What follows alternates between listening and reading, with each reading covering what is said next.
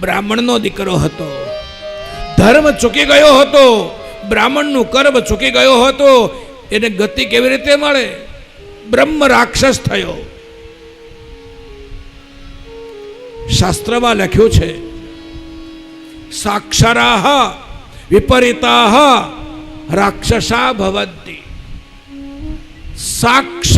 સાક્ષરા એટલે વિદ્વાન. સાક્ષરા શબ્દનો ઉલટાવો એટલે થશે રાક્ષસા. સાક્ષરાહ વિપરીતાહ. ધર્મનો જાણનાર માણસ જ્યારે ધર્મથી વિરુદ્ધ કર્મ કરે ને ત્યારે એને ભગવાન ડબલ સજા આપે છે. જેવી રીતે આપણી ઇન્ડિયન પેનલ કોડ જે બધા કલમો છે ને, એમાં સામાન્ય માણસ કોઈ ગુનો કરે અને એને જે દંડ થાય ને એની કરતા કાયદાનો રક્ષક જો એ અપરાધ કરે ને તો એને ડબલ દંડ છે ભારતીય ન્યાય સંહિતામાં. પછી થાય ન થાય એની પર પણ છે ઇન્ડિયન પેનલ કોડમાં એ દંડ છે કે કાયદાનો રક્ષક જો ભૂલ કરે એને ડબલ દંડ છે. એમ શાસ્ત્રમાં પણ શાસ્ત્રનો જાણનારો બ્રાહ્મણ એનો ધર્મ ચૂકી જાય ને તો ભગવાન એને ડબલ સજા કરે છે. અને બ્રાહ્મણ જો એના કર્મને અનુસરે, એના ધર્મ અનુસરે તો દુનિયા ઉપર ભગવાનના 2 હાથ હોય, બ્રાહ્મણ ઉપર ભગવાનના 4 હાથ હોય છે. 4 હાથે ભગવાન કૃપા કરે જો ધર્મના માર્ગે બ્રાહ્મણ ચાલે. રોજ ગાયત્રીની માળા કરતો બ્રાહ્મણ, સંધ્યા વંદના કરતો બ્રાહ્મણ આ જીવન દુઃખી થતો નથી. આ ભગવાને અભય આપેલું છે.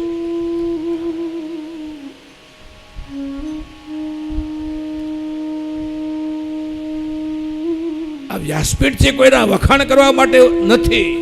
અને આમ પણ આ ભાગવતના એ વ્યાસગાદી છે, કોઈની ખુશામત ન કરાય.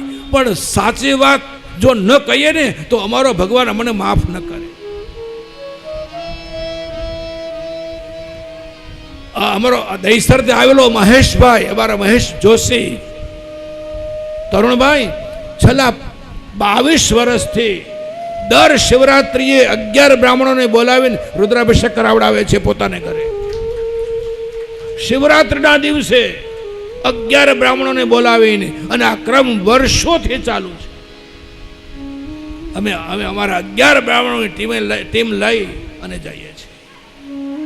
100, 150, 200 માણસોને ફલાહાર કરાવડાવે છે. બહુ અઘરું છે. તો ભગવાન પ્રત્યેની તમારી નિષ્ઠા, ધર્મ પ્રત્યેની તમારી નિષ્ઠા સાચે જ તમને ભગવાનની નજીક લઈ આવે છે. તમારા કામ સહજ બનાવે છે. 4 હાથે ભગવાન કૃપા વર્ષાવે. પણ જો ધર્મ ચૂકી જાય એ તો બ્રાહ્મણને ભગવાન ડબલ દંડ પણ આપે છે. અને એ વાત આ ધંધુકારી કથા દ્વારા સમજાવી.